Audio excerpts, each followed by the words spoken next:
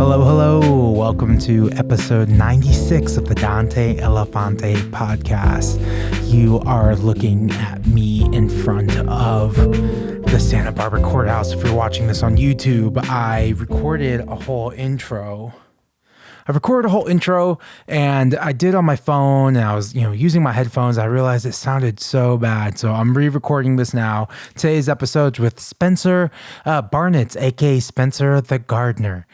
This is a great conversation. This is someone who I've been wanting to talk to for a long time. Spencer is a staple within the Santa Barbara community, and someone who's given me a lot of advice over the years. And he was in a band called The Tan in the 80s, which led him to getting signed by EMI. Well, his first EP was recorded by Robby Krieger of The Doors. So Doors fans, that's kind of cool. And then they did a full album, which was produced by Robbie Robertson of the band, R.I.P. That is a whole story in itself, classic rock and roll story where an album gets picked up by EMI, a big major label, and it seemed like everything was going to take off for them, and one thing led to another. The album gets shelved, people get fired, they get acquired by a new label doesn't want to buy the record. A tale as old as time. You can find some stuff around The Tan on social media, on YouTube, some classic videos of classic 80s Santa Barbara, of what was the glory days of Santa Barbara. I think the 80s and the 90s were kind of like the glory days when there was venues everywhere and, bands were getting signed. And it's great to talk to Spencer, someone I've been wanting to talk to for a while. I've always appreciated him. And Spencer, if you're my age, 34, and you're living in Santa Barbara, Spencer is the guy who plays Fiesta every year, And so it's cool to hear him and get some perspective on what happens next in my own personal life here as Dante Elephante, making a new record, by the way, recording bass tomorrow, actually, or today. If you're listening to this right now, today we're recording bass today, and it's 11 songs, and that's all I can really say about that right now.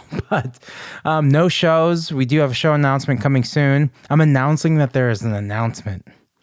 That's as much as I have. If you're in California, we have a show coming up next year, and that's the only show booked so far. But right now we got nothing, just enjoying the holidays and making this record. There's merch for sale. Anglo-Saxon Summer is on vinyl, and I am in the process of printing the live album.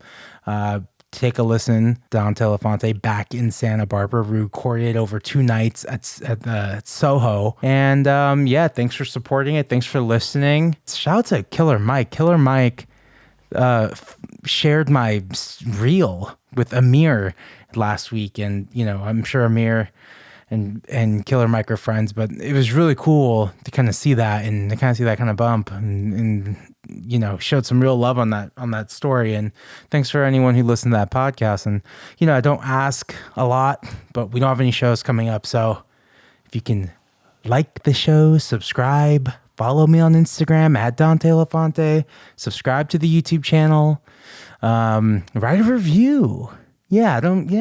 If you feel inspired. I noticed on Spotify, those are there, and give us 5 stars on Spotify and all that stuff. So appreciate you all. Thanks for listening. Enjoy the episode. Spencer is playing locally. If you live in the 805 and you like what you hear, go listen to Spencer.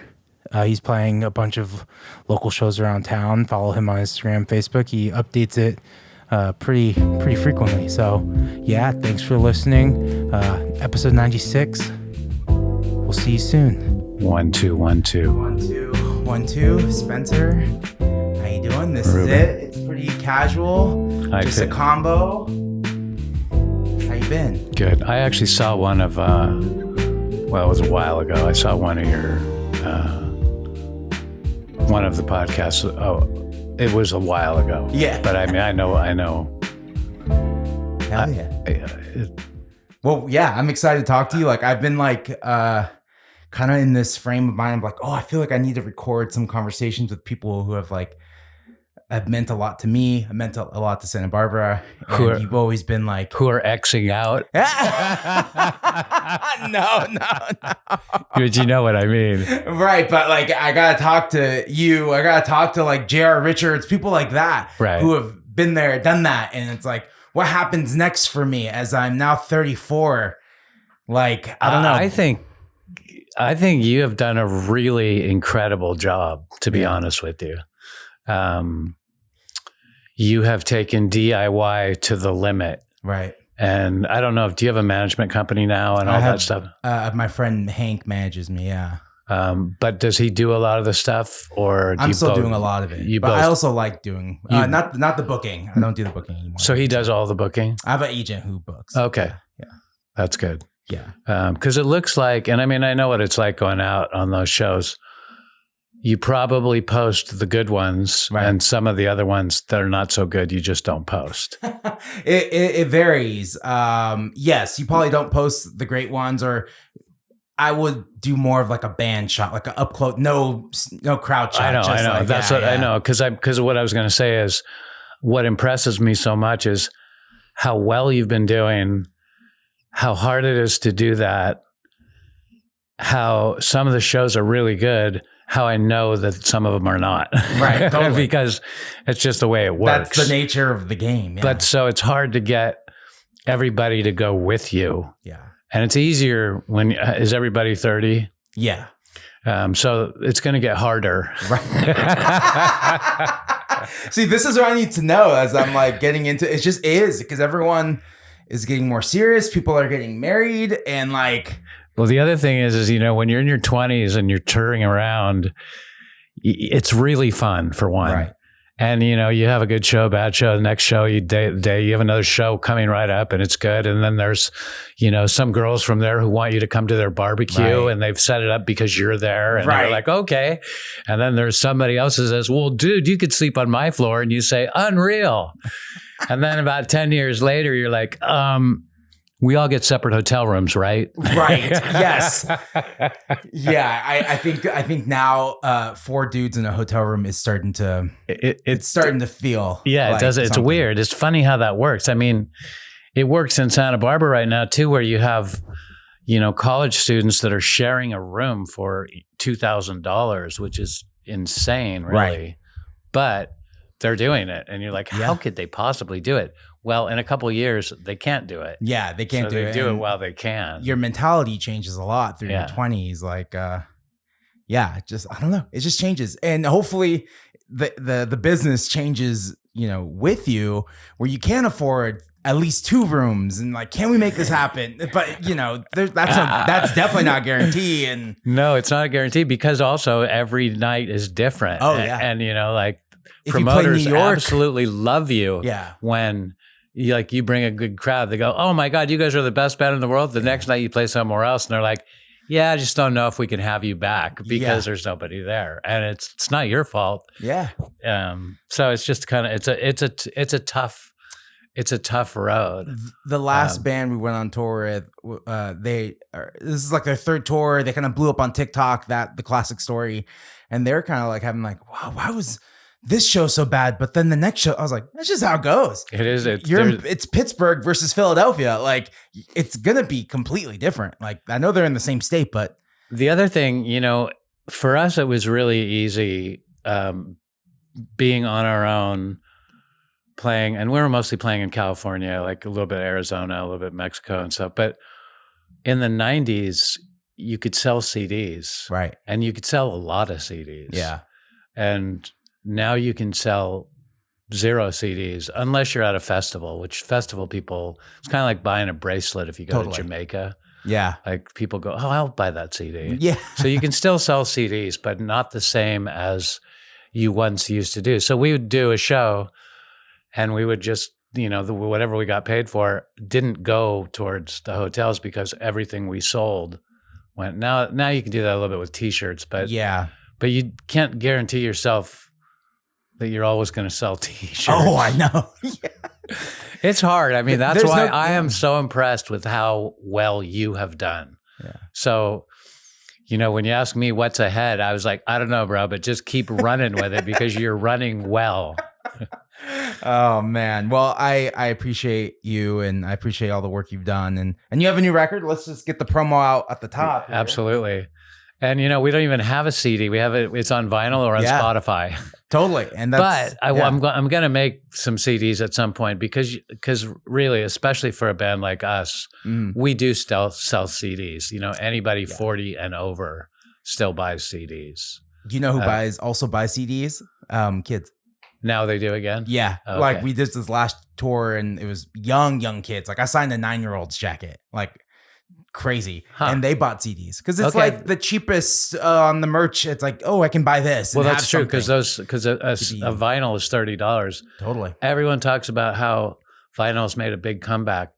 It's not that vinyl's made a comeback. It's just that CDs have fallen off the record. And also people that buy albums and play albums, they know how much it costs. Totally. They don't care. They know that if they want a vinyl, they're going to have to pay for it. Yeah. But they play it and they like it. So totally. And I know I've talked to kids at the merch booth who are like, oh, I don't have a record player, but I'm going to get one. Or like, I just like having something physical from the show. And, I don't really make a lot of shirts because I don't know. I gotta make more, but shirts are just like a weird thing. We've been selling a lot of shirts lately. Yeah. I mean, I think good. It pretty much comes down to whatever design you get too. Yeah. And again, like I said, buying a bracelet if you're in Jamaica that's what all those stores that you see in those type of places are based on. Like somebody wants a memento. Yeah, totally. So a shirt can be like that too if they like the design. Yeah.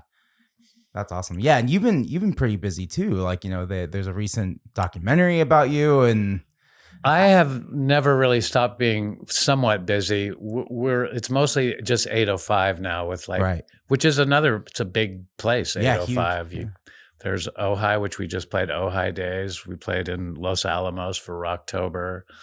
So there's a lot around here that you can occupy your time with.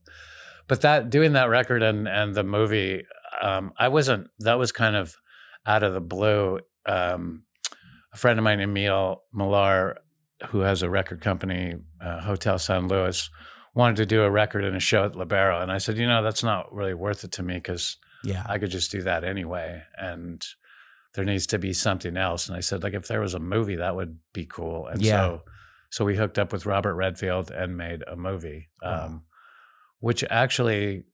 I'm very happy that I like it. Yeah. Because if I hadn't seen it, and we were doing interviews and the whole thing for a year, and so when it was coming out to play at the Vic, I was kind of going, God, I better go watch this movie because I'm going to be sitting in that audience, and I don't want to be going, oh no. So I watched it, and I was like, wow, this is actually pretty good. Yeah. So, and it was good because the first showing sold out. So that's awesome. Really happy that I had watched it. Yeah. That's cool. I haven't had the chance to watch it yet. I'm waiting. Yeah. It'll be out on the internet in 25. Oh, okay. The thing is, it played at all these festivals. And when you're in festivals, you can't be online or visible anywhere else. It's a really funny thing. It's just like, I'm sure you've had to deal with this with the internet is a funny thing. So everyone sends you these things saying, hey, put your record here. It'll cost you $35. And is that good or bad? I mean, we've been on CD Baby forever, which I think they're very good. The guy that started that, his plan was every single person can sell 10 records. And that's true. But he was really good at follow through. So they just did really well. A lot of things have come and gone because it's hard to follow through on something like that. But and if you think about the industry and how much it's changed, the fact that CD Baby is still a thing and it's still huge is crazy. It's like, and the industry keeps changing too. Yeah. And there's no telling which way it's going ever. That's why, you just really like, again, another reason why I really like your DIY persistence is because it takes that really. I mean, you could sign a deal tomorrow, which I've done, and, that falls through somehow in a year. Right. And it's like you stop thinking, and if you don't push through, keeping on your own, there you are just treading water without even realizing it because then something else happens that... Right. But if you're doing it by yourself, you can kind of see, okay, I've got this, and I can keep doing this, and I can keep building it up. Right. And that's why, like, when I see some of your guys' shows that, in somewhere like Iowa or something, it's like, wow, that's really cool that they're doing that well in Iowa. Like, because the other thing is, and this is kind of I'll go off on a tangent here for a minute, but the one thing I've noticed in life is that as you get older, everybody wants to stay relevant somehow or another. When you're younger, you don't think about it because you are relevant, right? Which is kind of weird. It's just, you just are. You're out there touring around and you are relevant. You get a little older and it's sort of like, how do I stay in contact with this thing? Because, there's not really any press anymore. Right. Maybe there's something that that I don't know, which you guys are probably getting written up in fanzines, maybe. I feel like fanzines are making a comeback. Possibly, yeah. But like, it's kind of like, it's a funny industry where, like, if you could get a Taco Bell commercial, you'd be at the top of the heap. Yes. And that was never the goal. No, what was the? I'm trying to think of the band, but so many bands from the '60s, like they get like getting a commercial is like a big no-no. That was like that is selling out. That was the worst. It was the worst thing you could do is get like I think they like changed the lyrics to a Doors song, right? Like they were looked at as sellouts or something like that. And now it's like, oh, I'm praying. Now give me, please. Now it's the best. Yes. Yeah. In the pandemic, I was offered, I wasn't offered, but I was in consideration for a Facebook commercial. And I was just like, oh, that was like the first time I was like, I don't know. I really have an issue with that company. And the way social media, especially in the pandemic, how it was kind of like, I don't know, the misinformation, all that. And but I was like, fuck, man, that's good money if that happens. So I was like, whatever happens, happens. But I didn't get it. But whatever happens, happens. We turned down a Budweiser sponsorship like in the 90s, actually. Wow. Because it was like, nah, I don't want to do that. Yeah. If it happened today, I would go, heck yeah. Do you guys want me to drive you there? I'll wear the shirt, get the hat. Yeah. Have you ever seen that movie, So This Is 40? Yeah. I think that's a pretty funny movie. I like that one. There's a scene in that movie with Graham Parker and the guy from Green Day. Oh, yeah. Billy Joel. And he's going, the guy, Graham Parker's talking to the record label. He's like, oh, you thought we'd sell records? Oh, I'm sorry. And then the Green Day's the guy who goes, hey, I heard you got a song in Glee. Congratulations. I thought that was hilarious because it's like, that's so much what it's kind of like. Right. And then all these other things just kind of come back sometimes from nowhere and end up there. Totally. So there's always, it's funny. Hope is a funny thing in America. It's like it kind of basically just kills you because hope never dies. So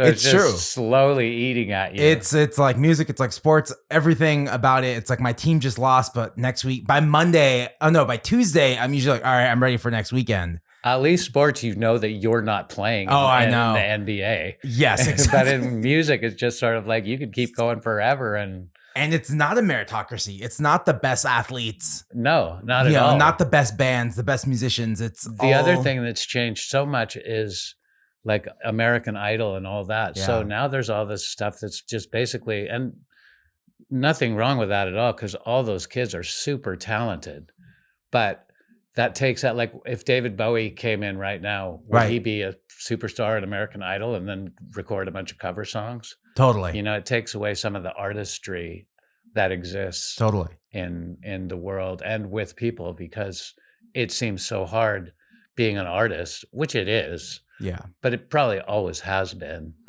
I know, and I don't know how you feel about this, but people complain about Spotify and Apple and all that stuff. And, if I was Metallica, I could understand that reasoning. But for me, I like the fact that someone can go on Spotify and download my song. So I get, I don't know, not very much money. Right. Well, the record companies never gave you any money. It's kind of like, what's the difference? Exactly. If you were huge, you got a lot of money. Right. And if you were just middle of the road, you didn't really make anything. I think there's nothing wrong with Spotify. I just think they need to pay a little bit more than a third of a penny per stream. Well, yeah. I think that's like the only thing. And that is too bad. Yes. But, I mean, it was funny when iTunes first hit, it was like you got 69 cents. Totally. It was just like, oh my God, this is like, everybody I think was going, hey, I don't need you guys anymore. I don't need anything. This is a lot of money. Yeah. But then it just kind of faded away. Right. Yeah, it definitely faded away. I think streaming has made it really easy for people to consume music, and when it's just there and you can have any song you ever want to listen to, like, I don't know. I don't think it devalues the art at all, but it definitely, like, people expect more things for free. Absolutely. I don't think it devalues it, but it changes it. Right. Like when I was a kid and I'd go buy a record and I'd be like looking at the record and listening to all of it the way through. And, so now it's kind of like, I don't think people worry about making records as much as they did, like from start to finish. Right. Which is, I understand that. Until we did this record, I was just putting out singles and doing a video for them, right? Because I couldn't figure. When he said, "Do you want to do an album?" I was like, "Nobody wants your album. Yeah, nobody wants your album, their album, right. his album, whatever." It's like, do you want to just? I don't know. It's kind of a tough project. We do a single, and then when we did it with the movie and all together, it made more sense. A complete package. But I did listen to an album that I really like. And I listened to it because I saw a concert that I just thought was the best concert I've seen in years. It was Anderson .Paak at the Bowl. Oh, yeah. Did you go to that? I didn't go to that, but I heard it. It was unbelievably good. And so I've been listening to Malibu, which they played up that one. And Malibu is a weird, like, that's one of those things that's like not filled with singles. It's an album for sure. Right. Oh, it's a drum solo. I was trying to figure out what that was. So I didn't go to that show, but yeah, I know what you mean. I talked to a lot of musicians doing this and kind of trying to get into people's like headspace of like, oh, are we doing singles? Are we doing albums? What are we doing? And everyone's still like, dude, I can't let go of the album. I still want to make albums. Well, the argument for that is that's what we do. Yeah. And that's true. And, if you're writing songs, another thing right now, and I know you know this, the sheer amount of cover bands is really amazing right now. And cover bands and tribute bands. And so that's made it harder too. Right. To be doing your own stuff because it's kind of, we play in lots of places where it's like every other band is playing covers. And then we get up and we play our own songs. Santa Barbara, we've been playing for so long that people know a lot of the songs as if they're covers. Right. 1 second. Let me see if this door is like, that's... the drums. Sometimes they leave their door.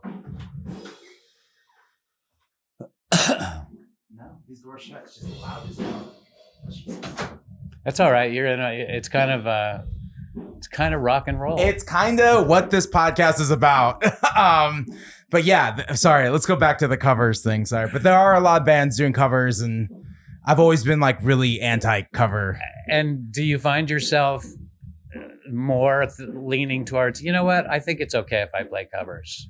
I think it's okay if there's like a situation where an encore is asked and I'm like, oh, I don't prepare encores. Like I don't feel like I'm like a headliner, so I never am prepared. But when I do Soho or something, they're like, oh, encore. And I'm like, I kind of just did what the ending would be. So I'll do like a cover by myself or, but we haven't like prepared anything as a full band. Because I actually don't mind playing covers, but I don't like to get in the habit of it because once you do a couple, it's really hard to go back to your own stuff because everybody's knows those songs. Plus, it's weird. The one thing back to albums and singles and all that is I think the majority of the public would be happy enough just singing Sweet Caroline or Don't Stop Believing. It's the amount of the way classic rock influenced the world today too is tough on indie artists. Right. And it's funny because we're like very indie, but yet we don't fit into that indie label part. We just happen to be indie and doing it on our own. Yeah. There's definitely like independent and then like what the indie sound. Right. Because we're not a reggae band. We're not a ska band. Yeah. We're not a pop band. Right. We're not a Latin band. We're just sort of a fuse of all those kinds of things. So we don't really have anybody else that fits into we're not a jam band. Totally. So I think you could fit in those spaces though. We can easily. Yeah, It's just, if you're a ska band and you go to some town like Bakersfield and it's like suddenly there's 8 scooters outside because the ska kids know that there's a ska band. Yeah, totally. That doesn't, that's kind of cool in a way, but it doesn't happen if you don't have a base of some sort like that. Right. The guy's playing some heavy drums. Dude, it never ends. It never ends in this space. You think you're here like, oh, I'll do this during the day. No one will be here. And then it's like, yeah, it would make it hard to record in here, huh? Yeah, it does. Yeah. Yeah. I'll listen back to like my demos. I'm like, I can just hear someone banging it. And I'm like, oh, I guess I'll put a noise gate and like, we're going to try and isolate this thing. Yeah. Are you guys done touring for a little while? Yeah, we're done touring. We keep pitching for stuff, but if something pops up. But yeah, I have 11 songs. Recorded one of them. Well, we have 12 and we're going to start tracking 11. I think we're going to start tomorrow doing drums and we're just going to kind of start building it out from there. Usually I like to take like 10 days and just make a record. This one's going to be a lot longer. So I really hope I can get a record done within the month. But normally I like doing it in 10 days. We track everything. It's over. Maybe we do some overdubs if I sit on it for like a week and feel like I need to do something else. But I like the old school way of like, can everyone take off work? Like, let's do this. Like, I like that too. But yeah. It's also, this last one we took a little longer, and it's kind of fun to let it sit for a moment, right, and then see what else you can do, right. Plus, this is just a difference between age. When you're younger, it's just like, we got to do something new. We need to put a new record out. And when you're older, you're like, well, here's our new record that we put out 2 years ago. Yeah. Because after a while, it's like, it is new. Totally. It's like, it's just the way you look at things changes. Oh my God. Yeah. This next record has songs from the pandemic, like a couple songs I still have from like when I was like in my room alone, like. And yeah. See, like, and as you get older, it's going to be even further back where you're like, yeah, it's brand new.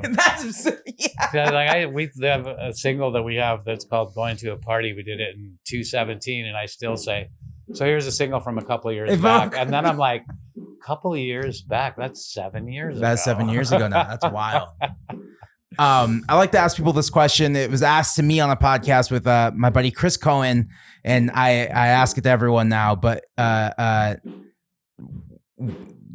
what did you think music, like getting into music, was going to be, and then how did it change from when you actually got in it? Well, to be honest, when I got into music, I was 19. Okay. So what I thought it was going to be was, well, this sure is easy. Yeah. But that's the arrogance of youth, right. Like we just kind of thought like we are going to rule. Yeah. And, with the first show we did was at a little punk club called George's in downtown Santa Barbara, and there was 80 people there, which means it was sold out. Right. So then we're like flying high. It was just like, well, it's just all up from here. Yeah. And it was for a little while. And then we hit a little roadblock, and it was like, okay, now I realize it takes a little while longer. But then we hooked up with Robbie Robertson, and we got a record deal, and all this. That time period was about 4 years. So it wasn't long at all. But it felt like after it didn't happen overnight, it felt like 10 years. Yeah. And then like that whole thing fell apart, and just the stories that you hear about records and all that stuff, we've been in the middle of all of it in different ways. But all that happens, and so you realize, oh wow, this is a really weird business. Yeah. And then you just kind of keep going, and all that propelled me to do all this stuff a lot on my own. I've had various managers and record companies throughout the years, but especially now, it's really hard to pay a manager a certain percentage out of something that's not a whole lot of money. Yeah. So since I know how to do certain things, well, the joke is, like sometimes my manager bugs me, but then again, my manager is me. So I wish my manager knew what he was doing. by the same Totally. token, my manager's going surfing today. Yeah. So he's not going to be up on He's emails, yeah. doing those things. And so Right. that stuff both helps and hurts. And that's, like for me, I've been lucky, and I think we're really lucky to grow up in Santa Barbara. Yeah. Because we have fairly good lives anyway. Right. And like you go to the beach and you can go to the beach in Montecito on a day like today and there'll be nobody down there, and you can jump in the water and you realize what you're doing. There'll be dolphins swimming, and what you're doing is someone's 2-week vacation that they cannot believe how fun it is. Yeah. So not to say all is good in Santa Barbara, because when I was younger, I couldn't wait to get out. And Same. Yeah. And we moved to London. Mm-hmm. We lived there for a couple of years. And that was fun, but it was hard too. I mean, I was washing dishes and playing in a band, but so there's a lot of benefits to here that you don't realize until you come back. The difference between the ages in life is really interesting as you traverse them. Because I remember the 30s, you still have enough of that arrogance of youth to keep you going. And that's when it does still start changing. Everybody starts deciding what they want to do. And it's hard to keep everybody that you want to keep touring. Right. Because it's really hard to continue as a band if you're not playing live and if you're not playing outside of where you live. Right. To me, the live show aspect is like, I don't know. I think I love that more than anything. I think recording's fun, and maybe I'll always write songs and record, but I'm definitely curious of like what happens when I'm like, I don't want to tour anymore, And like I think my family asks that question every time I come home. They're like, how many more are you gonna do these? Like, I don't know. The last one was 2 months, so I really like the live thing too. Yeah. But the actual touring thing is really hard, and it does really it sometimes that can kill a band too. Yeah. Physically, financially, emotionally, like and guy or girl gets boyfriend or girlfriend, and it's like that's kind of can be an ending thing for it too, which makes perfect sense. I mean, everybody's got their own life to live, so after a certain point, probably they're not all gonna just live for the band. Right. Even you look at someone like the Rolling Stones, who have the only band ever to last as long as they have. Totally. But they've made so much money, and they don't do anything like that. Like they're not in a bus going from place to place. They're each flying in, and maybe they see each other, maybe they don't. It's almost like they have a they broke up without breaking up. Totally. Yeah. Everyone does their own thing. I think they only play like 1 or 2 shows a week, so their tour is like pretty spread out. They all go home and then they come for the weekend, play LA, play New York, My career, the career that I envy the most is Rihanna. Oh, yeah. She just goes and does an award show for a song. Yeah. Goes and does an MTV something for a song. Yeah. And just does whatever she wants for the rest of the year. She has this crazy catalog. People want new music, but it's like, I don't know, not required of her. We're fine listening to her old songs. And her old songs are great. Yeah. I really like her. Yeah, she's great.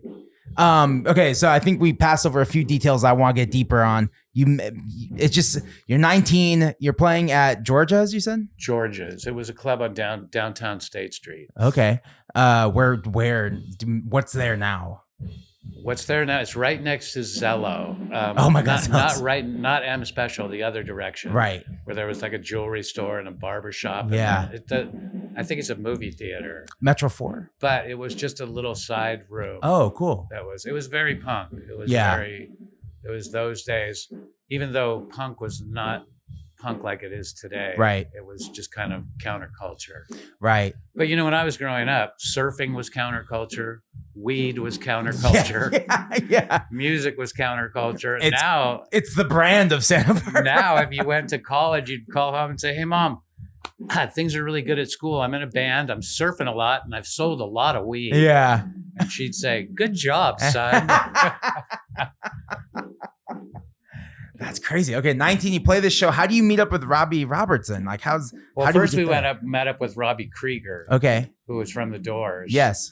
And that was because we had a manager who had just come down and seen us play, and he was a photographer, and my mom knew him, and we were like, okay. We were 19. We're like, he said, I know The Doors. He got Robbie to come up. Yeah. Robbie came up and produced the first single for the band I was in at that time called The Tan. Yeah. And so we kept going on our own, and we were doing really well. And that was a band that really would have, because we really were keyed into the DIY of that time period.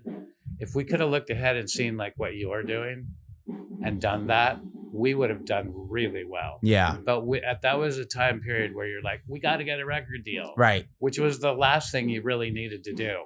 But nobody thought above that. Right. So you couldn't, because we were doing that anyway, but with the carrot at the end of the stick was getting the record deal. Right. So Robbie Robertson comes along, we get a record deal.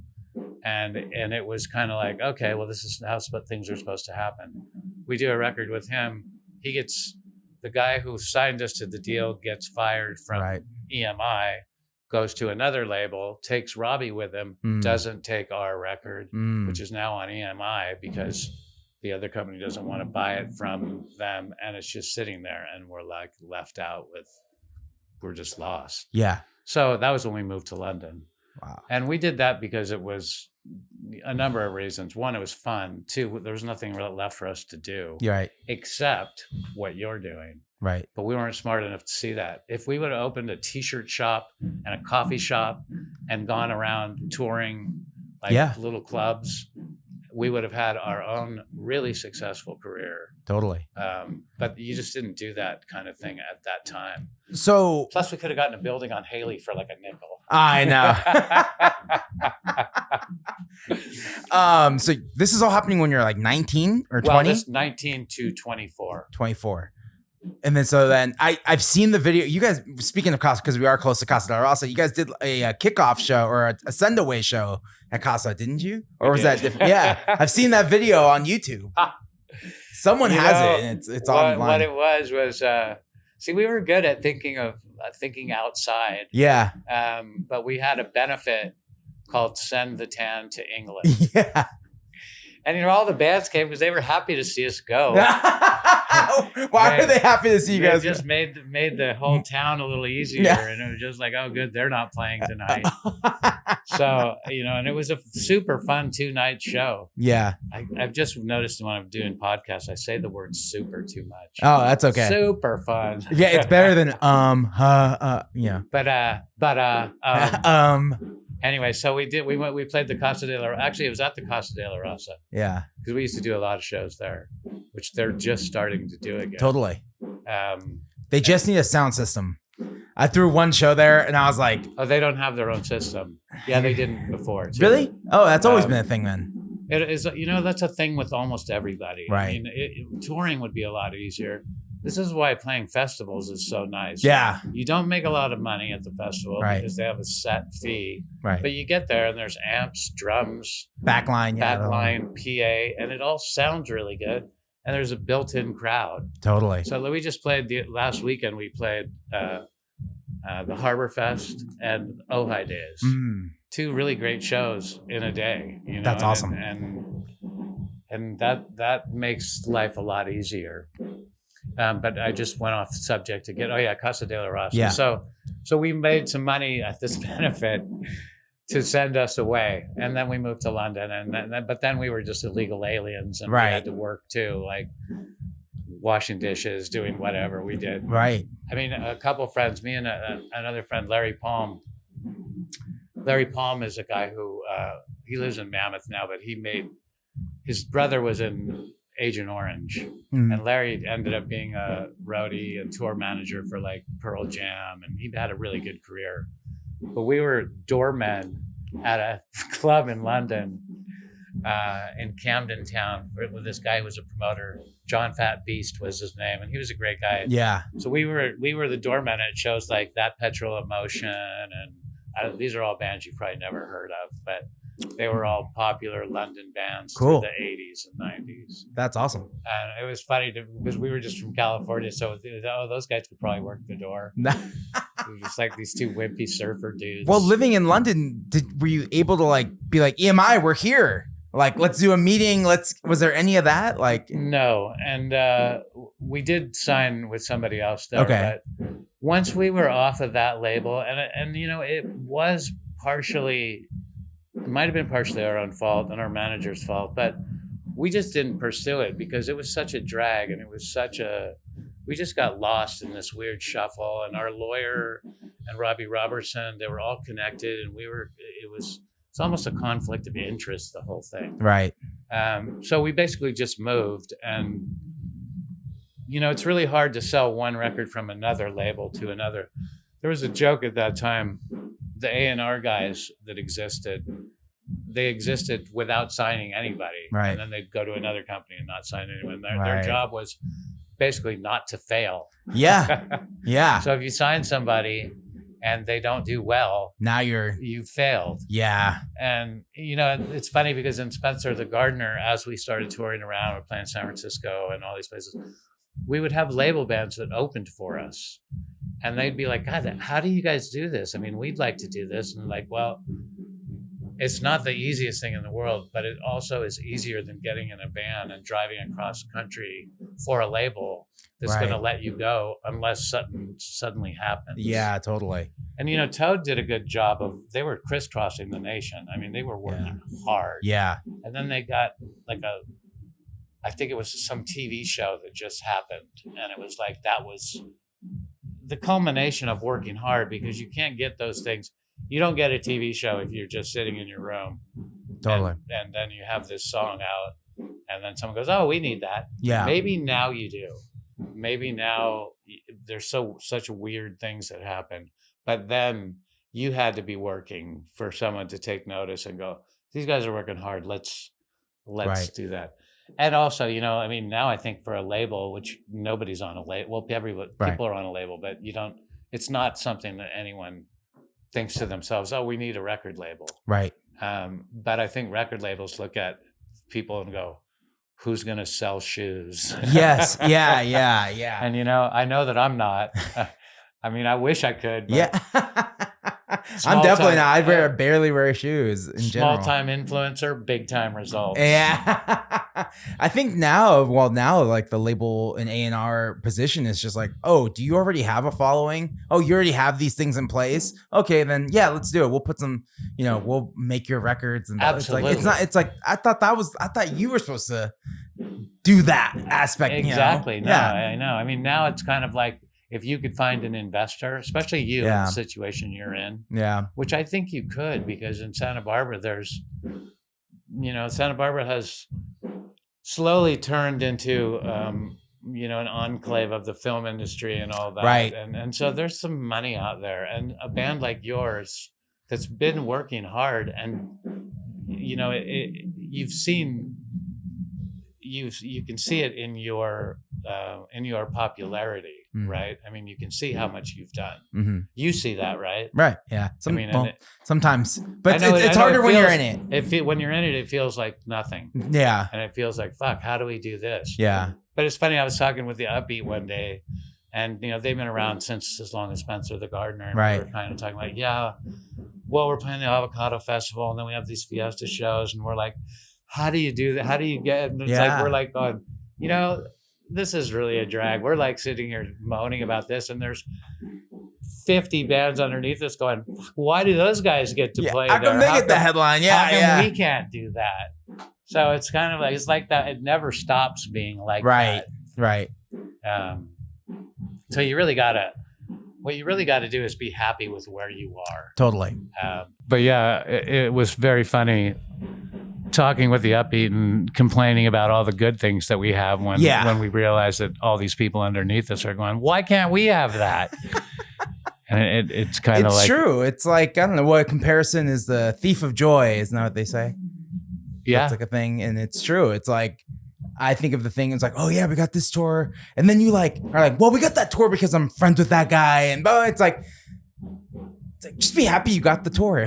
Like, You know, I have a friend who sold some paintings at an art show, but everybody that he knew bought them. right. And I was like, you know what? That's how it starts. Yeah, It's like, totally. it's not like people walk into a gallery and buy all this stuff. It's like everything starts from the people that you know. Yeah. And it's a funny thing because people have always said, oh, it's who you know. It is who you know. Yeah. You know, if you or I, or if we would have grown up in Los Angeles, we would have gone to school with somebody whose dad was a film producer, Totally. like the Red Hot Chili Peppers. Yeah. Let's put them from Bakersfield. Oh my God. Yeah.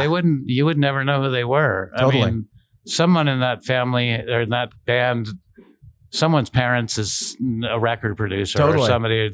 You know, the Strokes, wasn't that the son his of dad? Yeah. His dad was like a casting. And I like yeah. the Strokes Me a too. lot. Yeah. But, you know, they had an instant in. And there's His Albert Hammond Jr., his father's Albert Hammond.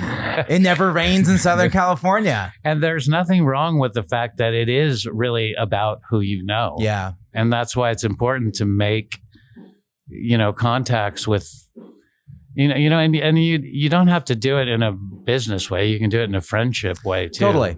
I think the networking word is weird, but it's a weird, it gets kind of icky, but it's just a word for like hanging out and making friends. It's like if you just like come with it with a genuine attitude of like, I just want to meet that band. I think they're cool. I'm not going to ask anything of them. You eventually know like, what? hey, would you ever want to do It a was tour, more you know? icky Yeah. back in, the 80s Yeah. and 90s. It's less icky now. Right. There's certain things with the internet that are good. And that, like there's a lot of people that have met other people or other bands or other that through that medium. Right. And it's genuine sometimes. It's not Totally. always people looking just to Get ahead. Yeah. Although that totally still exists too. Totally. I definitely noticed that when I was living in LA, a lot of that attitude of like, we should hang out, we should do this. And it's like, oh, okay, sounds good. It's like, why is this person so interested in hanging out with me now all of a sudden? Like, and then like a song comes out and then maybe it doesn't do well and then people go away. And then That's like the clubs that you play at, it's sold out and they're like, you guys are the greatest band. When do you want to come back? And the next night you play one that's empty and they're like, yeah, sorry, we don't really have any room on the calendar. I think we need a pause on you guys. It's like, all right. Yeah.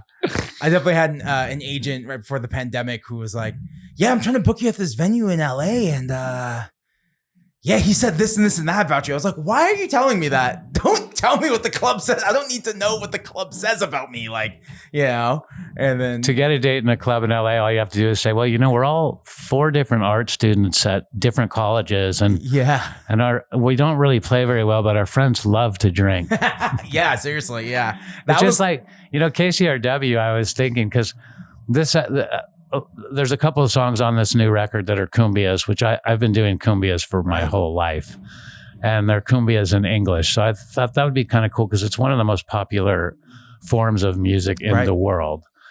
And I was thinking, God, if I just sent this to KCRW and I said, so we're from Iceland and we moved to Mexico and then we relocated in Santa Barbara and we just started doing these cumbias. Totally. It would be totally different than like, so are these like surf dudes who like just live part-time in Mexico and we did it, they'd go, hey, fell in love with the music. Icelandic band is it's all about the packaging sometimes of the music, which is like the sad part. It's like, can we just try and write the best songs we can? And What's next for you? Oh, you guys are doing an album. Gonna make another record. Yeah. It's kind of that it's been enough time. It's been 5 years since my last record. And that's funny too, because that's what I'm saying when it used to be where you'd be like, if it was a month, you'd be like, we need something new. Yeah. And now I'm like, I sat on it and I feel good about this, slow. It's like around Christmas last year, I was like, I need to get this. Like everyone's asking me where every time I went on tour, it's like new music coming soon. It's like, we've been listening to the same album and then I come to these towns. It's like, we heard these songs already, blah, blah, blah. And I'm like, okay, time to get really serious about this record. And I was in this, just sitting in here. Like I got like 2 weeks off of work and was just kind of like sitting in this room trying to actually do. In my head, I'm like, these songs are done. And then I'm like, wait, but how does it start? How does it end? Right. And that's like the actual work of the song studio, yeah. versus like, oh, I got these chords, I got a melody. Yeah, it's done. That's a song, you know? And so I basically started doing the work and realized, oh, these songs are so random next to each other. And like, oh, let me just sit around, let me write some more. And slowly I was weeding out the songs that weren't fitting, or, you know, I just kind of had them because I was trying to fill filler, right? And more songs would come in and be like, okay, now this is starting to sound like an album. Okay, now it's time to show everyone. Right. Now it's time to like figure out grooves and everyone's what do you want to play on this, you know? Versus different than the last record I made, because I didn't have a band. I was like in a transitionary period. So I kind of just went in the studio, hired a friend to play drums, and we kind of built it up like that. But this time I've been playing with these guys for a while now, since like 2018, and we all have like a familiarity and I understand their styles a little more. So it's yeah, it's gonna be interesting to see how this right. I think it's gonna feel more like a band. Where are you guys recording it? We're gonna do drums at our buddy's house on the west side, and then we're gonna go down to LA to do like guitars and stuff like that. And that's another thing too that's changed, is that it's easier to record. Yes, now, which is funny because it's easier to record and it's harder to sell. Yeah, it's definitely a lot easier to record. Show up this one studio, everything will sound uniform, and then we can take it somewhere else and do like a bunch of different guitars. Yeah. And, yeah. So, but you yeah, know, the funny thing in LA, what you were just talking about, is I remember I went down with a friend of mine and we were going to see a friend of his band, and I can't remember who it was, but they were playing and they were good. And they came out, and one of the guitar player of that band was like rushing out, and he was talking to somebody, and he was taking off his hat and he was putting on a cowboy hat, and he was going, I got to go, man. I got my country gig coming up. And I was laughing because I was like, that is the difference of LA and most places. It's like everybody has one little thing, but then another thing and another thing. Yeah. They don't care which one they make it in. You know, those guys like the show Survivor? Yeah. That guy never went to LA thinking to himself, I want to host a television show. I'm going to be a host. That's what I'm going to be. Oh, it's like, totally. he was thinking, oh, I want to be a movie star. I want this and that. And he's like, okay, I'll be a host. Yeah. I think it's, we're going to get somewhere in life as a creative, as an artist, but like you should just be open to any road it takes you. That's like, I heard one artist say that and I was like, all right. He's like, it's going to be an ugly road, but eventually if you keep doing it, you're going to get there. But don't be concerned about the road it takes. That's pretty good, actually. That's funny. Yeah. Because I feel for everybody that's in, photographers nowadays, that's really hard, I think. Making movies, I feel like movies are falling off the radar just like music did. Yeah. Like it seems that people aren't necessarily going to theaters like they once were. I think indie movies are going to probably, movies that play like 2 nights and like art house type places, I think that's going to come back into fashion a little bit.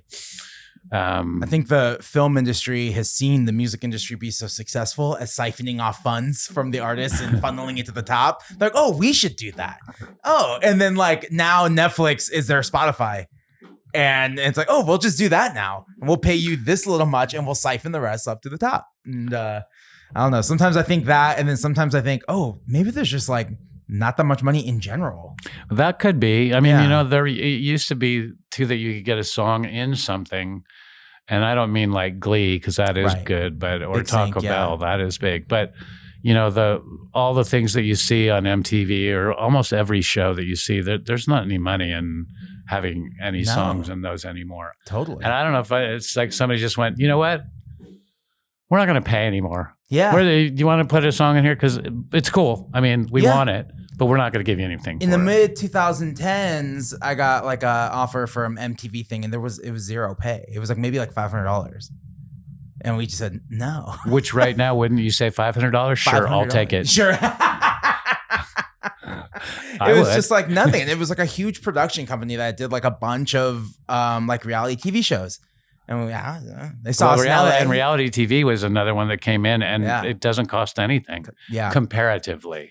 I think that is just the role of capitalism. How we need to make things cheaper, so we can increase profit, and Or how do you roll with the role of capitalism? Totally. Because that's what I'm saying when I say you guys are doing really well. You are rolling with it. You are conquering what you can, Right.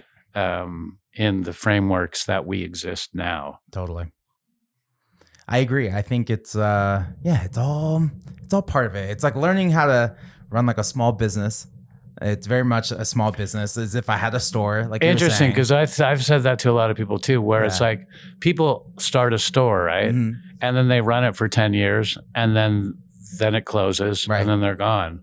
It's like they didn't necessarily fail; they just had 10 years of their life that they did something they wanted to do. Yeah, and that's cool. You know, I mean, no one bats an eye at that, but it's like I think like when it's like I stopped playing music. Everybody, because the crew I started music with, I think I'm like maybe one of the last, right? Like all the bands come and go, and the musicians like, oh yeah, I ended up going back to school and ended up doing whatever. It's perfectly that's everyone's prerogative, and I don't know. I just I kind of forgot where I was going with that. Yeah, that's what that movie is about. Our movie. It's about the idea that what is success? Yes, because success is having a store for 10 years. That is successful. It's just like, but when you're in music or in any of the arts, sometimes they go, still trying, huh? Still trying, huh? And nobody asks somebody at the Independent, nobody says, wow, you must be bummed you're not writing for Rolling Stone. Or, no one says to a teacher, God, what a drag that you don't teach at Harvard. It's like, and with music, it's like there's so many little careers inside of music. Yes. When I put out that kids record, it was opened a whole nother thing too. I was like, oh wow, I didn't even know this was here. Yeah, I think I figured out my point. It was that there is no failure. I agree there's with absolutely no failure in music. Like the whole failed musician thing, I think is a old, non-existent trope. It's like there are no failures. You did it for as long as you wanted to do it, and stopped. Yeah, and got another job or did whatever. Yeah, nothing wrong with that. And like you said about playing live, I like playing live. Yeah, still as much. I like playing live as much as I like surfing or playing basketball. Totally. Or it's just fun. It's just fun, and not everybody feels that way, and I understand that too. Are you still playing with an amp?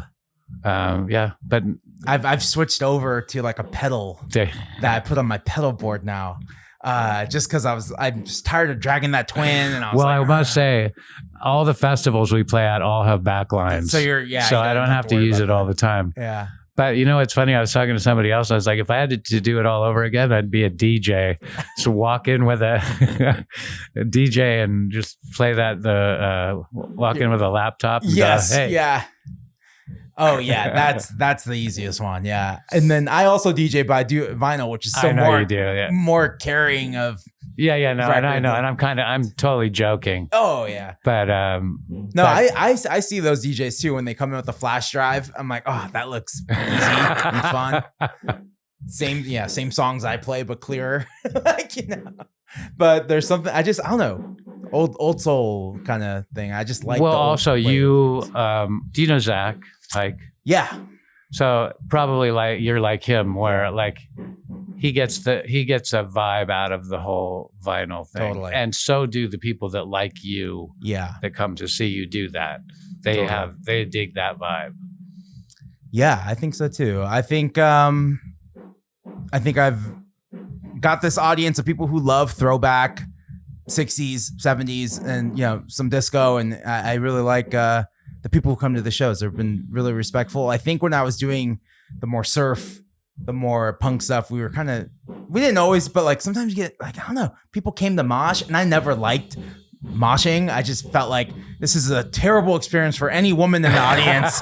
Like they're like now in the back of, instead of like, up front. And it's just like every show. And when we started out in IV, so it was like when the dudes would mosh in IV, I'm like, stop doing that. So I don't know. I think doing dance music and more fun music has brought more women to the shows, and it's been a better vibe. Yeah. Which also brings guys to the show too. Yeah, totally. In a different way. Totally. In a more respectful way. But so you have to play Carolina at one of your shows. Cool, I will. Off of that, just because it's a cumbia in English. And, I love it. And it's kind of spaghetti western like. That's awesome. When did you make this? When did you track and? Well, the album was finished last November. Okay. That came out a couple months ago, the actual vinyl of it. So, and the CD we haven't made the CD. I have a question for you. What was the average age, would you say, was coming to your shows? Not here, just in general. It's people like 25 and 34. And then that's a voting age, huh? Yeah. It's like there's 18 to 25 and then 25 to 34. Totally. It's like that's like the crowd. It's like they probably already graduated from college. There was a time when Dante started that like it would mirror us. And now that I'm 34, they're getting younger than me. And yeah. I noticed on the last tour though, we played in front of really young kids, 18, 17, 16. And I think they couldn't comprehend the music sometimes. I think they liked it, but they didn't understand any of the references, which I realized is kind of a big part of music. Like, oh, I like this because it sounds like this. But when you're that young, you're like, what music are you playing? I was like, it's called disco. And they're just like, what's that? I'm like, whoa. Well, you can understand why things like 80s bands are popular. Like Molly Ringwald is a really good 80s band. Totally. And, it's like people are seeing something that they didn't see at the time, and it's fun. Yeah. So, it's almost like the Caverns are a really, really good classic rock band. And I remember the first time I saw them, people were like nudging me. Everybody around there is my age. Totally. And I'm going, you guys if I was playing this right now, you'd look at me like, what's he doing? But it's like the youth is bringing your music back to you, so you are enjoying it twice as much. Totally. It's kind of nice to see it. Yeah, it goes into the packaging of the messenger. Exactly. Yeah. Which is funny. And it's when you say that about 18, 19, 20, they don't know. Because I struggle with when I'm way back to that relevancy thing, we've been around for a long time. We have a really good fan base. We have a lot of people that like us. But if you ask anybody 30 or under what they think of Spencer the Gardner, they'll say, what's that? Right. And I don't necessarily know. I mean, I ushered groups of classes through UCSB, but then at a certain point, it just it stopped. And I don't know what made it stop because we're really energetic. Right. And I don't know how to make it continue. Mm-hmm. And I mean, it's true that there's one thing about bands is people do like to be with someone sort of contemporary. Right. Like they like to go see their friends' bands and all that. And I completely understand that. But how do you, it's almost like as you get older, it's like you need a movie or you need something to propel it into a whole, into society at large. Totally. I think with someone like you too, I think you've had like a nice long career. There's so much to talk about. I think a movie for any other artist, I'd be like, wait, do we need I was gonna say a band name from Town 5, but do we need a movie about this band? Well, the one thing is you're worthy of a doc, right? But the thing about documentaries is I think you could do a documentary on anyone. Yeah. And it would probably be interesting because everybody's had different experiences in life. All kinds of things happen to everybody. And if you found someone that nothing happened to, that would be the most interesting documentary of all. Right. Yeah. Yeah. I don't know. Yeah. I'm 34. I'm just thinking about the next steps, this next record. Like, what does it mean touring for me? Like, when did you stop doing the big long tours? Or touring like heavy like that? Probably a little while ago, like in the 90s. Yeah. Like we were still going a little bit places in the 2000s. I played in Europe in 2000, and then I played in Mexico. I played in Mexico a bunch in the early 2000s, but that was me just going down and playing with a Mexican friend of mine. Cool. So that wasn't like the whole band. But we probably stopped doing those planned tours where you're like, okay, I'm in San Francisco, Sacramento. Let's see, what's the closest place next? Chico. Yeah, Chico. Okay, we stopped doing that a while ago.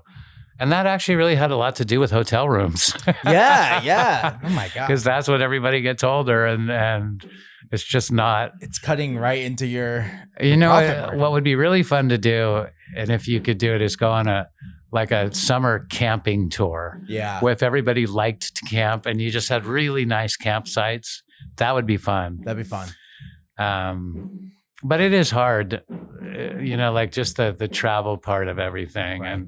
And it's not like everyone's really busy. It's just they get to the point where they like to do what they like to do. And there's that chair they like to sit in at home. Yeah, totally. And there's nothing wrong with that. I love getting on the road and getting disconnected. So do I. It's the best part. It's just like, oh, what's happening? Everyone's like this is the example because we were sound checking when they shot Trump and I had no idea. And then everyone at home's tweeting about it. It was a big frenzy online. I have a show that night. I didn't see it. If I was home, I'd be addicted to my phone. I'd be watching the video, watching the news all day, but I'm not. I'm playing a show. I'm talking to people. I'm not connected to. And I completely agree with you. The Yeah. disconnect, not only the disconnect, but you're connected to something new. Right. And you're connected to a whole nother place. And it's really easy. And I'm not just saying this about Santa Barbara because it would be about wherever you're from. Right. But people get caught up in what's going on here. Sure. And they're, this is their life. Like when you were in elementary school, I went to Monroe, and Monroe was my life. But so once if you go on tour like that, you get quickly out of the idea of what's going on in Santa Barbara. It's it doesn't matter. Right. That's not a negative thing either. It's Totally. just that you're looking far more around everything else as well. And that kind of frees your mind. 100%. And you gain this crazy perspective, because I serve on this subcommittee for the city. So I hear about for the parking lots, because I loved working at the lots and I got to play guitar in the kiosk. And so I will defend. Did you know I worked at the airport parking lot? You did? A long time ago. So fun. You just sit there, think a song. I would write lyrics in there. I will always defend the right for a human to sit in there because they're trying to push. I used to bring my guitar too. I had this one guy who said, "Hey man, how much will it cost me if I break that gate?" He was in a long-term parking at the airport. And I said, "I don't know. I just have to call someone and tell them." And they're like, "Do you care if I do it?" I said, "No, go ahead." He's like, "You'd let me break this gate?" And I was like, "I'm telling you, you can break that gate. You can run through here. You cannot pay me. But I am going to call someone and tell them that you did." Yeah. He's like, but I can just do it if I want. I was like, "Yeah, go ahead." Yeah. He didn't. Yeah. But I was like, "Yeah, it's fine with me." Yeah, totally. It's a great gig. And when I'm in these meetings and I'm just hearing them talk about State Street, should we open it up? Should we keep it closed? Well, I'm just like, dude, man, I was just in Detroit. They're not having me. This doesn't seem like a big problem, to me. I was in Detroit, I was in New York. I've been all over the US. What are we talking about? That's exactly what I mean, though. Yeah. It's just by the same token, I really like the State Street the way it is right now. Me too. I feel like it should stay the same. Yeah. And I do feel like the most people that complain about it are people that have been here for a long time and they just don't like the change of it. I know. And I get that, but by the same token, it's much busier down there right now. And when they say that the people aren't shopping or everything, people aren't shopping. Yeah. They just aren't. Yeah. It's not going to, it's not like if the cars were going down the street, they'd all of a sudden go, "I feel like shopping now." We used to just drive up and down State Street and just listen to music. And never got off. And I didn't even realize there was a clothing store there. We should stop. It's no, it's pretty silly. But yeah, I don't know. I like the way State Street, you played on State recently, right? We played at the Granada. Yeah, that was great. Super fun. That stuff couldn't have ever happened. Never happened. And that was huge. Yeah. There was probably 1,000 people there. Awesome. And you could fill the street, versus filling a club, Yeah. Again, and that was the Granada sponsored it. So the money came from the Granada. So there was money involved. Cool. It was just a win-win-win. Yeah. I understand the bit about the parades and that. Yeah. That's too bad. Yeah. And that's too bad for everybody that has a business on State because they make their money totally during that parade. But in general, overall, I think it's much better the way it is now. Yeah, I like it too. What are you up to next after this record? It's funny is because one thing I was going to say is the DIY principle of things is great, but then you always are, oh God, what's next? Yeah. Because you always have to think what's next. Because if you don't do it, there is no next. Yeah. So if you don't book yourself shows, then Dante Elephante doesn't exist anymore. Totally. You'll exist forever on the internet and all that, but Sure. you won't, it goes as far as you go. Mm-hmm. And so you kind of like, you guys are doing a record, so that's good because that'll be something that keeps you excited for a year. Yeah. And of mixing and, but just even when you put it out. Totally. Because then there's that thing after a record or after the movie or whatever, there's a lag time where you're like, oh, now what? Yeah. That didn't solve all my problems. There's nothing like Oops. there's nothing like release day, and you're like all excited. Yeah, it's out. You post it online, and you're just like not really seeing a lot. You're just like, I'm depressed again. Like, oh my, I go like I do anything else but like be on social media on release day. I'm like, I don't know. If people share it, they share it. I don't know. I did my part. I made the thing. But it's funny because it's like nothing solves your problems. No. Nothing does. Nothing. And it's like you just have to keep going. Yeah. It's funny. Life is really simple. It's really hard. It's really fun. It's really sad. And it's really beautiful. Yeah. And it's all those things all at once. Totally. And you just have to work within those frameworks of it. And you can't let it get you down and you can't let it get you up. Yeah. I'm always in the middle. I was telling our keyboardist for this tour, it was like his first really big tour. And I was like, dude, you just got to be in the middle. Like, we're going to have bad shows and we're going to have like crazy. It's like, oh my God, there's so many people here. Blah. Dude, so it was all good. It's all good. And it's all bad at the same time. But like, it's all good. Just stay in the middle. Like, because then you're going to get really sad because this show wasn't as good as last night. And it's like, oh. And I'm guessing, we didn't play as good. It's like, dude, they don't know these songs. Like, and I'm guessing that it's the same way for someone who has a number one hit. Totally. Right? They have a number one hit and they're on the top of the world. And then like 8 months later, they're like, fuck, you need another hit. Yeah. And then they never have one again. And I mean, but the guy from the Monster Mash is not, complaining a lot because he still makes millions every Halloween. Exactly. He's probably not even alive. I don't know. The guy who wrote Brandy, You're a Fine Girl. One song. What a great song. One great song. And then, so that's always like the motto in my head. I was like, oh, you just need one. I agree with that. I'd be happy with. Give me the one. I'd be happy with one. Yeah. One song can change your life. That's like what one manager told me. And I was like, okay, then that's how I like approached all of this. It's just like, I'm not worried about writing a full album and then a double album. It's like just one song. Can you make one? I'm like, okay, I'm going to try and just write one. The problem with that though, is that some of the ones you just never know what they are. Like there's, you can't, I mean, like, every band that goes and records, they're sitting in a studio. There's the whole band's in there. There's maybe a producer, maybe a manager, maybe a girlfriend or two. And they're all sitting there and they're going, this is the single. Yeah, I know. And every single record has somebody thinking this is the single. I know. And, almost all of them are wrong. They're always wrong. Yeah. But that doesn't mean that, when they say the Desert Island things, what 5 records would you take? Right. It doesn't matter what 5 records you would take. You would like all of them because once you got to playing them, if you had a song that went on the radio, cross country, tomorrow, and it played 5 times in each major network, you'd have a hit. Right. And it doesn't even matter that it's kind of like that's getting to that point. How do you get there? Hard to say. I don't know. But almost any song would be a hit in that context. Right. Back then. No, or now. even now. Oh. Now. Yeah. Anytime. Yeah. Totally. Because it's just, you hear it in yourself when you probably somebody that's heard your song 5 times, suddenly they're singing it and it means something completely different to them. Totally. I've definitely had those experiences where we're making a track and the first record we made, like the producer walked up to me, he's like, you just made yourself a lot of money with this one. I was like, okay. I got so excited because it was the first time anyone had ever told me that. And then now I look back on that memory like, dude, No, happens every record.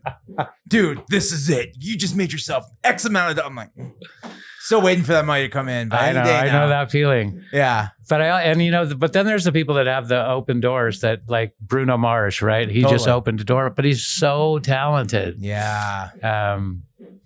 Back to the cover band thing. I think that they should have a contest in California where all the cover bands line up and play Uptown Funk. Right. And the winner is the only one that gets to play it anymore. That one really did have like a hold. I feel like there are songs in Santa Barbara, songs in general, it's maybe 1, 2, or 2 songs every 10 years that just have like a hold on the city. And like I'm Yours by Jason Mraz was like the late 2000s. Like I heard that song everywhere. Every time I got in my car and drove to City College, I heard that freaking song. Up All Night to Get Lucky was another one. That was another one. It's just like every band was playing it. I just heard it on the radio all the time. And to me, it's just like, it's so Santa Barbara or something. What's funny is a lot of people are playing Brandy now. Oh, yeah. I laugh at that because I play that in the Worried Lads. That's awesome. Which is the Irish band that we do every year at Soho. Cool. Yeah, it's just it's cool. It's just one of those. I don't know. Well, there's yacht rock. I mean, there's that whole genre that came out of nowhere, and I mean, there's a band in Ventura. Well, I think they're from LA. They're Yachtly Crew. Nice. They sell out the Ventura Theater. Playing. That's what you were saying. Like, if you lived in LA, we'd know like music. It's like, well, if you live in Santa Barbara, you probably know Michael McDonald, right? Like, or it's like, because his kids are like my age, so it's like there's always like you're always like a couple degrees away from Michael McDonald or Kenny Loggins or one of those dudes. Like, I saw Michael McDonald one day when I was going surfing, walking down the beach to him, and did you say anything to him? Yeah, I said, "Hey, you're Michael McDonald." He was like, "Oh yeah." He's like, "How's the surf?" And I said, I keep forgetting we're not in. That's one of the greatest lines ever. Oh my God. Yeah. That song is so good.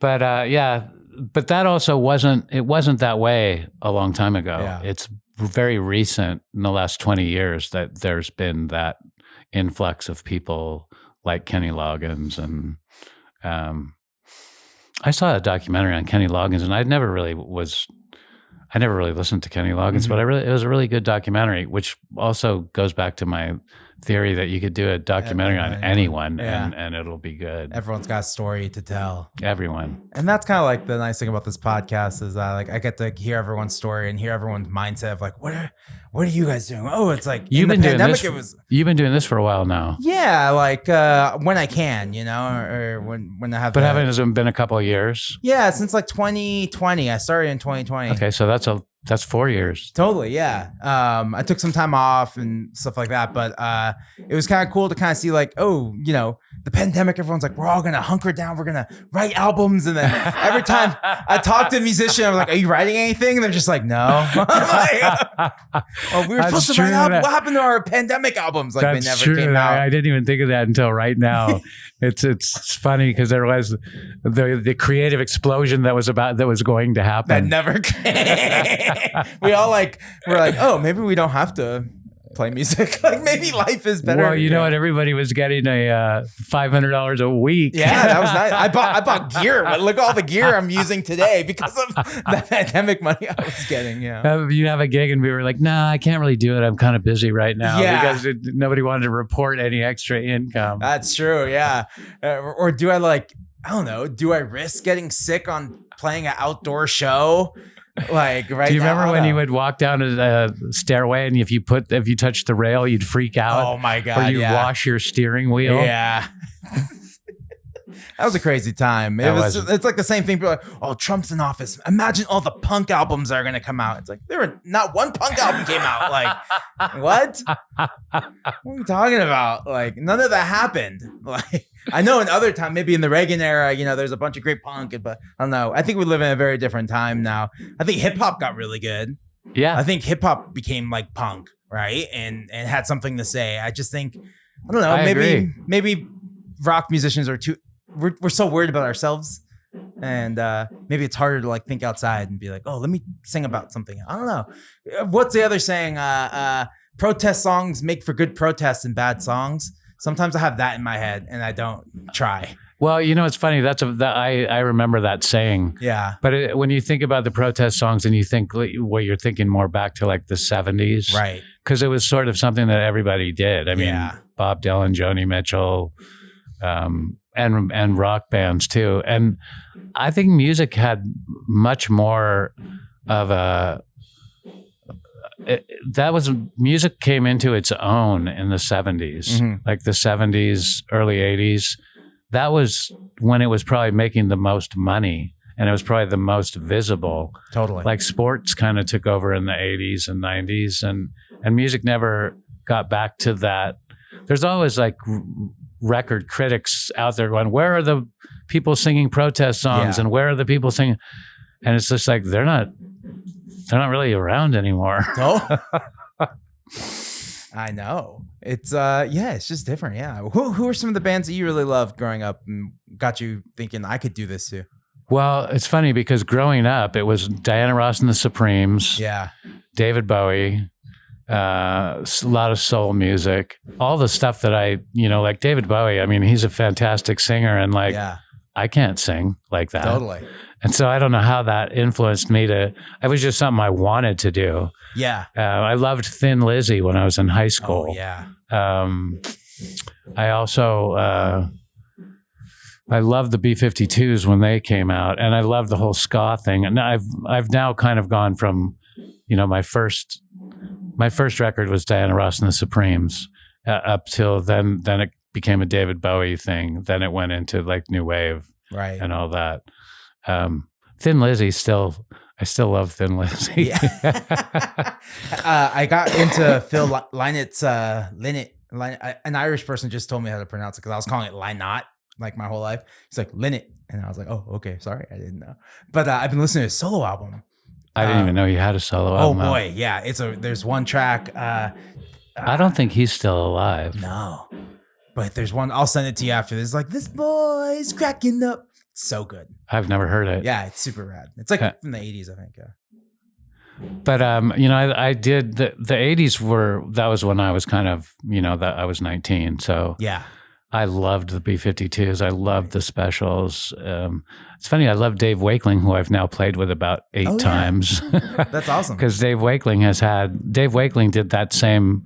He just tours up and down California. Totally. He goes further, but for a while he was really just like living at Dana Point and going up and down the coast. And so we've played with him a few different times.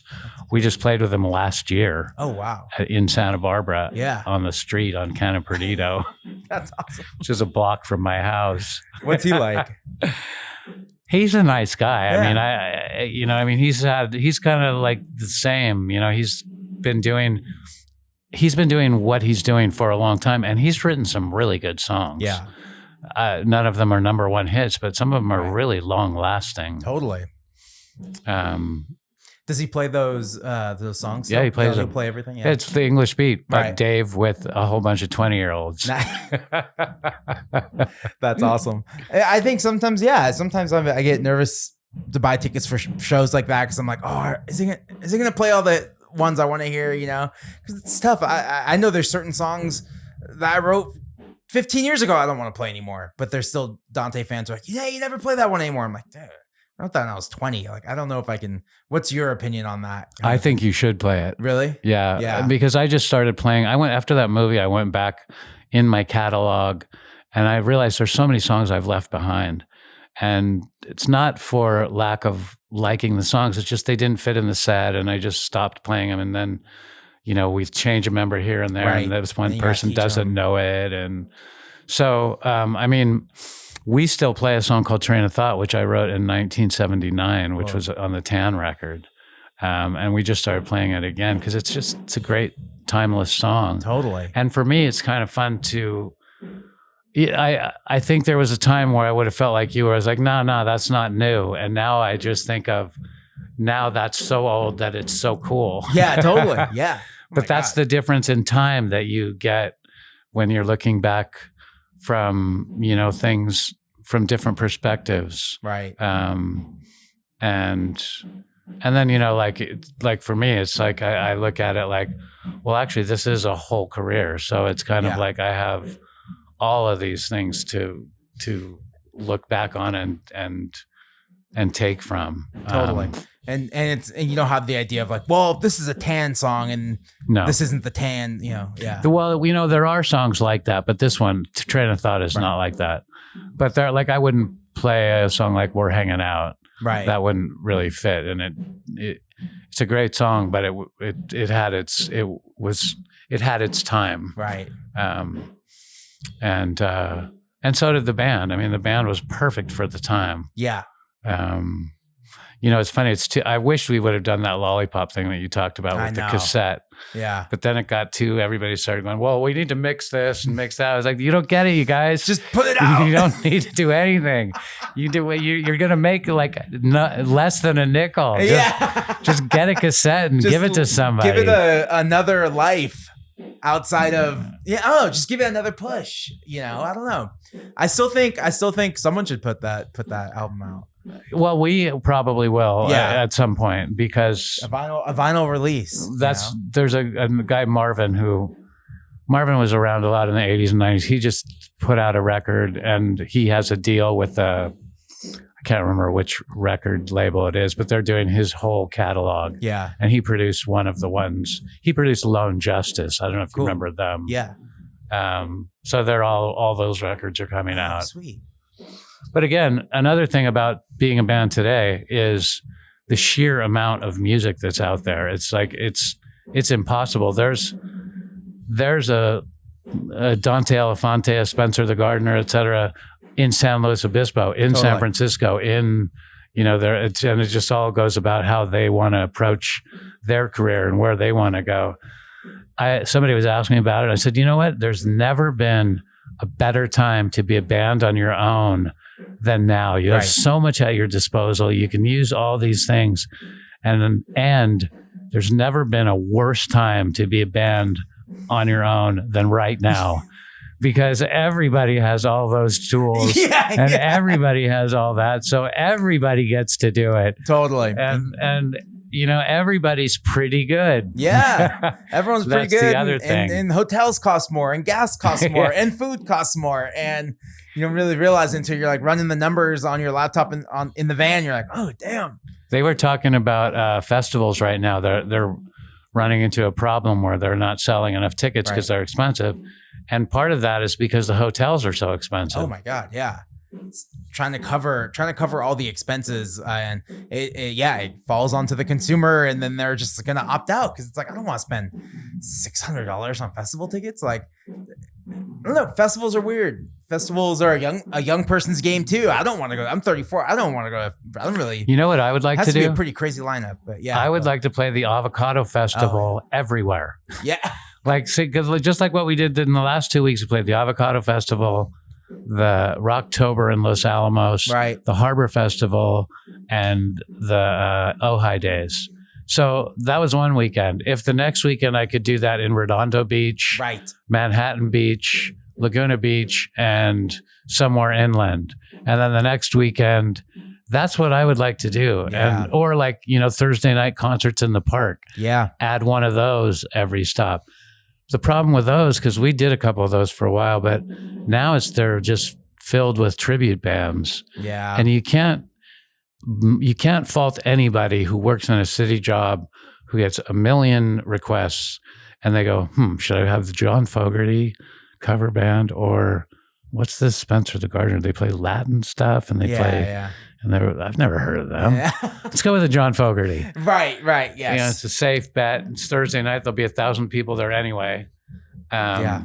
So, if you could hook into that whole thing. In fact, that's why I should get an agent to hook me up to just what I said. Those community gigs, because those are easy and fun, and they're guaranteed audiences. Yeah, just about. Yeah, I definitely have done a few of those in the last couple of years. Like, you do a tour and you got like normal club dates, but then like your agent will sneak one. It's like, hey, this one will pay you guys a lot, but it's like, just know what it is. It's like people might not be there, and blah, blah, blah. I was like, okay. And we did one in New Mexico, which was really fun. And it was beautiful. We're like, basically in front of their like city hall, playing on their steps, and just nobody.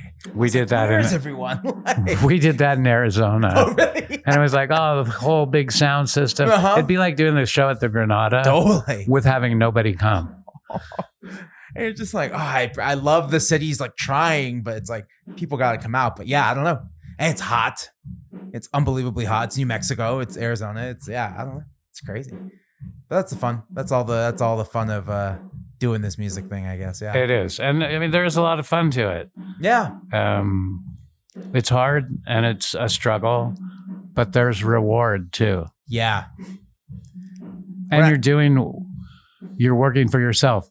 Just like having a store totally would be great for 10 years, because you're working for yourself. I do know one time I've worked off and on at Roy my entire life, basically. Yeah. But at one point when we were taking a break and I was working there and I was thinking, fuck, this is great. I can somebody tell me what to do. I thought, that's fine. Yeah, sure. I can do that. Yeah, totally. Just give me a task. I don't want to think for myself anymore. And that's why I love the parking lots. I was like, I can do this. Here, easy. Change.